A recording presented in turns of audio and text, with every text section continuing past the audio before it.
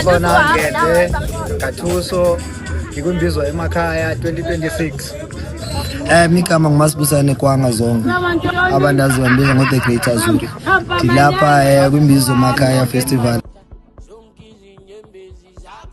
Molweni wakhona igama isengu-Ana Daweti, the founder of Imbizo Emakhaya Festival and the creative director. This year is the 11th year, celebrating 11 years of Imbizo Emakhaya. The turnout was amazing, abantu baphumile ngobukhulu babo.